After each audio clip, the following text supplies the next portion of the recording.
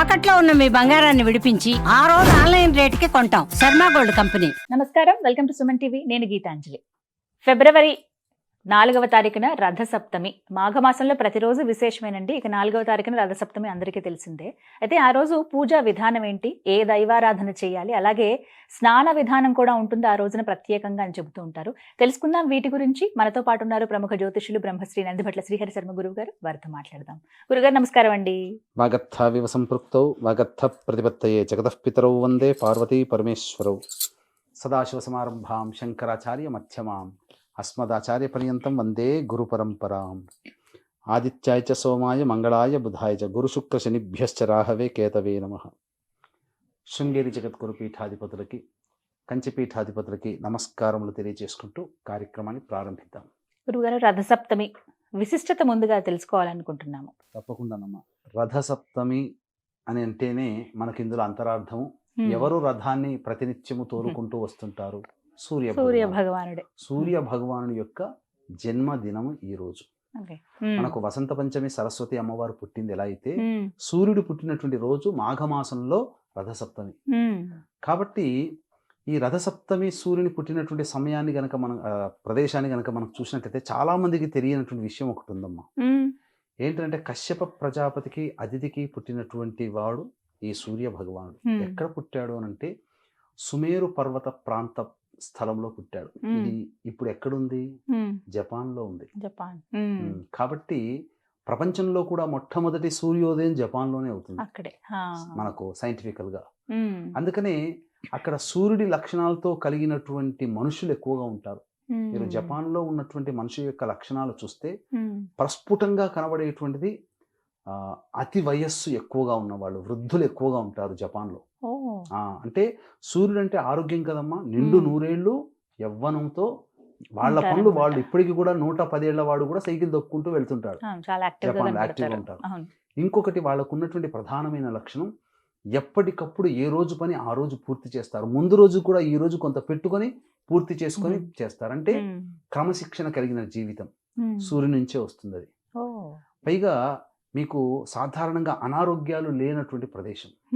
కాబట్టి సూర్యుని యొక్క లక్షణం, ఇప్పుడు హిరోషికా నాగసాకి మీద అణుబాంబులు పడ్డాయి. అదే వేరే దేశం అయితే విలవిల్లాడిపోయి బీదరికంలో ఇప్పటికీ కొట్టుమిట్టాడేది. కానీ with in span of decade, ఒక 10 సంవత్సరాల్లోనే ఉవ్వెత్తులేసి 2వ ఆర్థిక శక్తిగా ఉంది. అంటే జపాన్లో సూర్యుని యొక్క లక్షణాలు కలిగినటువంటి జీవులు, అంటే సూర్యుడు అక్కడే ఉదయిస్తాడు, అక్కడే జన్మించాడు కాబట్టి. అయితే ఈ రథసప్తమి రోజున మాఘమాసంలో వచ్చే సప్తమి తిథినే రథసప్తమి అని అంటారు. ఇదే రథసప్తమి ఆదివారంతో కూడి వచ్చి ఉంటే మహా అద్భుతమైనటువంటి యోగ కాలం. రోహిణీ నక్షత్రంతో కూడుకున్న రథసప్తమి వచ్చినా చాలా గొప్పది, చాలా గొప్పది. అయితే ఈ రథసప్తమి రోజున ప్రధానంగా కొన్ని నియమాలు అనేటువంటివి పాటించాలమ్మా. ఏంటా నియమాలు అంటే, ఆ రోజున మద్యపానము, ధూమపానము, మాంసాహారము, దాంపత్యము పనికిరాదు. తామసికమైనటువంటి ఆహారములు తీసుకోకూడదు. అంటే అల్లము, వెల్లుల్లి, ఉల్లిపాయలు ఇటువంటి పదార్థాలు తినకూడదు. ముఖ్యంగా ఆ రోజు అవకాశం ఉంటే పాలు పండ్లు పదార్థాలు తీసుకుంటూ ఉపవాసం ఉంటే మరీ మంచిది. ఇక స్నాన విధానము మాత్రము ఈ యొక్క రథసప్తమికే ప్రత్యేకంగా చెప్పబడి ఉంది. స్నానం చేసే అదే అన్నారు ఇందాక, స్నాన విధానం ఉంటుందని. మనము బ్రహ్మ ముహూర్త కాలంలో లేచి కాలకృత్యాదులన్నీ తీర్చుకొని అరుణోదయము అంటే ఏంటి, సూర్యుడు రాకముందు ఆకాశంలో ఎర్రని తివాచీలాగా ఉంటుంది. ఆ సమయంలో స్నానం ఆచరించాలి. స్నానం ఆచరించడం విధానం ఏంటంటే 7 జిల్లేడు ఆకులు కానీ, లేదా 7 రేగు ఆకులు కానీ, రేగి పండ్లు ఉంటాయి కదా ఆ ఆకులు కానీ, లేదా ఈ రెండిట్లో ఏవైనా కానీ సంపాదించుకోవాలి. 7, 3 తల మీద పెట్టుకోవాలి, 2 ఈ భుజం మీద, 2 ఇంకో ఈ భుజం మీద పెట్టుకొని ఆ జిల్లేడు ఆకులు కానీ రేగు ఆకుల మీద బదరికా పండ్లు అంటే రేగి పండ్లు పెట్టుకొని తూర్పు వైపున నమస్కారం చేసుకొని, మనము శ్లోకము కంటే కూడా ఆ శ్లోక అర్థాన్ని మనసులో తలుచుకుంటే చాలమ్మా. ఇప్పుడు ఆ శ్లోకము అర్థం తెలవకుండా శ్లోకం చదివితే శ్లోకం ఏం చెప్పినా, లాభం? అవును. అందుకని ఆ శ్లోక అర్థం ఏం చదువుకోవాలంటే, ఉమ్, 7 జన్మల నుంచి నేను జన్మిస్తూ వస్తున్నాను. ఉమ్, ఆ 7 జన్మలలో నాకు తెలిసి కానీ తెలియక కానీ చేసిన పాపములు కానీ, ఉమ్, రహస్యంగా చేసినటువంటి పాపములు కానీ ఉమ్. అవన్నీ నశించిపోయి కొత్త జీవితాన్ని నేను ఈ రోజు నుంచి ప్రారంభించబోతున్నాను. ఈ జన్మలలో నేను చేసినటువంటి పాపములు కూడా తొలగిపోవాలి ఓ, అనే భావముతో ఆ తూర్పు వైపున ఒకసారి నమస్కారం చేసుకొని బకెట్లో ఆల్రెడీ అంతకు ముందు రోజే పెట్టుకున్నటువంటి గంగా జలాన్ని వేసుకొని ఉమ్, స్నానం ఆచరించాలి. ఓ, ఇది ఉదయం. స్నాన విధి. ఉమ్, అయితే ఇక్కడ షష్ఠి ముందు రోజు షష్ఠి కదా, అవునండి. ఆ షష్ఠి రోజున ముందు రోజు నల్ల నువ్వుల్ని బాగా చితకొడితే ముద్దలాగా అవుతాయి. ఆ ముద్దనంతా శరీరానికి పట్టించుకొని స్నానం చేయాలి. ఉహుం, ఉమ్, సప్తమి రోజున ఇప్పుడు ఇంతకు ముందు చెప్పిన విధానంగా స్నానం చేయాలి. ఆహా, ప్రధానంగా చేయాల్సినటువంటి పని ఏంటంటే ఆ రోజున నూనె ఒంటికి రాసుకోకూడదు, తలకి రాసుకోకూడదు. ఓ, రథసప్తమి ఆ రోజు రోజు అసలు అది అదొకటి. ఇక తరువాత ఉదయిస్తున్నటువంటి సూర్యుడికి నమస్కారం చేసుకొని సూర్యాష్టకం 6 సార్లు చదివి 6 సార్లు అర్ఘ్యం సూర్యాయ నమః తర్పయామి, సూర్యాయ నమః తర్పయామి అంటూ 6 సార్లు అర్ఘ్యం ఇచ్చి వేసి తర్వాత దేవతా పూజ చేసుకోవాలమ్మా. అంటే ఇంట్లో యథావిధిగా ఎలా అయితే పూజ చేస్తామో అలాగే చేయమంటారా? దేవతలలో కూడా మనకేంటంటే ఆ రోజు ఈశ్వరుని ఆరాధన చేయమని చాలా చక్కగా చెప్పబడి ఉంది. అంతేకాకుండా చిక్కుడుకాయ గింజలతో రథాన్ని ఏర్పరచుకోవాలి. ఆ మధ్యలో చిక్కుడు ఆకులని పెట్టి లేదా తమలపాకులైనా కానీ పెట్టి సూర్య ప్రతిమ ఎలాంటి లక్షణం అంటే 7 గుర్రాలతో ఉన్నటువంటిది, అనూరుడు అంటే రథసారథి, లోపల సూర్య భగవానుడు ఉన్నటువంటి చిత్రపు వెండి రూపు దొరుకుతుంది. వెండి రూపు పెట్టాలండి, వెండి రూపు దొరుకుతుంది. లేదా అవి దొరకకపోతే చిత్రపటమైన పెట్టుకోవచ్చు.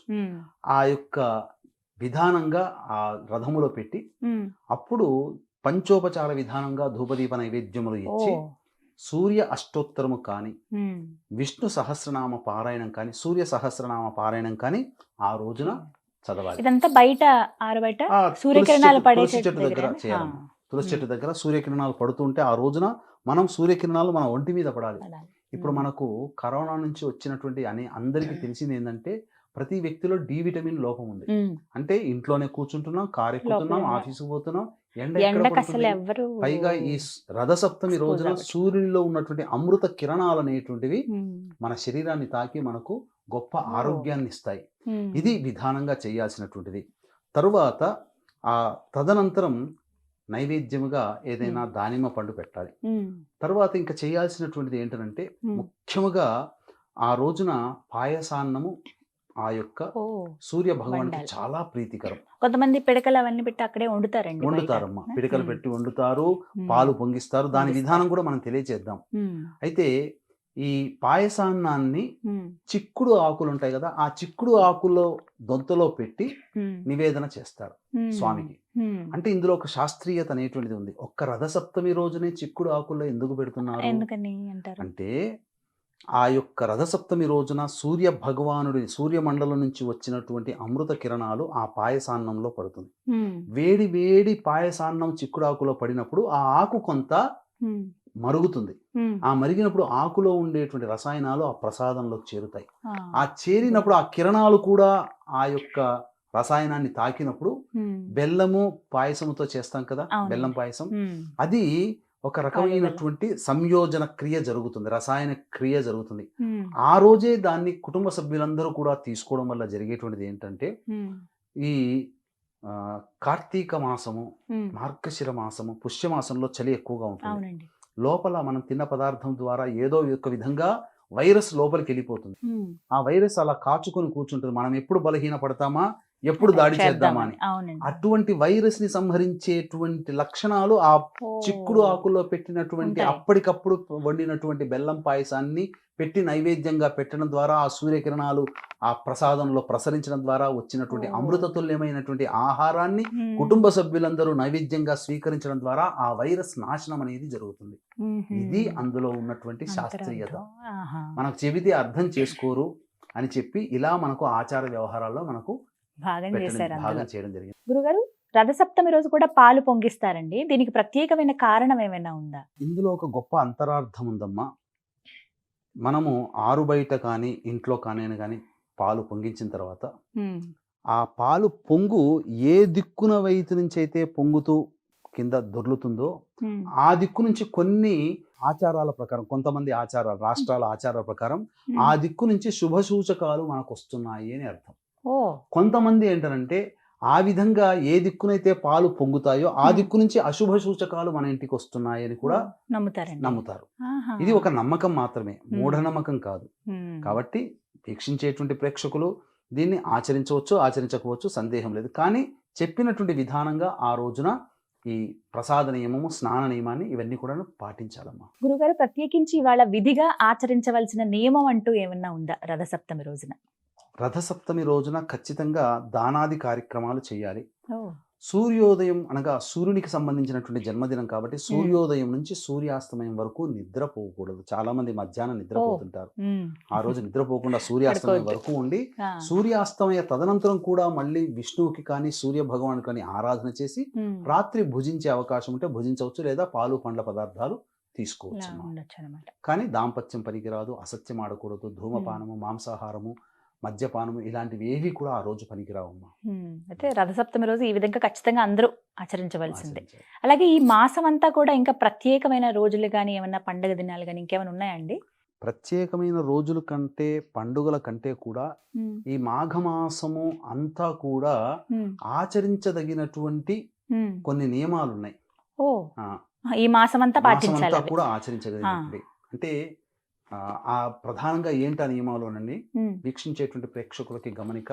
ఫిబ్రవరి 12వ తారీఖు రోజున మాఘ పౌర్ణమి సందర్భంగా 144 ఏళ్లకు ఒకసారి వచ్చేటువంటి ఈ కుంభమేళ క్షేత్రంలో త్రివేణి సంగమం ప్రయాగ్రాజ్ క్షేత్రంలో జాతకరీత్యా కలుగు విద్య, వివాహ, ఉద్యోగ, దాంపత్య, సంతాన, అనారోగ్య సమస్యలకి, మరియు ఇప్పుడు సమస్యలు ఎదుర్కొంటామంటే గత జన్మ కర్మదోషాలు కాబట్టి కర్మదోష నివారణ తిలహోమాలు, మరియు ఈ 2025వ సంవత్సరం శని భగవానుడు అన్ని రాశుల వారికి ప్రభావం చూపుతున్నాడు కాబట్టి శనీశ్వర దోష నివారణ హోమాలు పర్ హెడ్ 2100 రూపాయలకి చేయించడం జరుగుతుంది.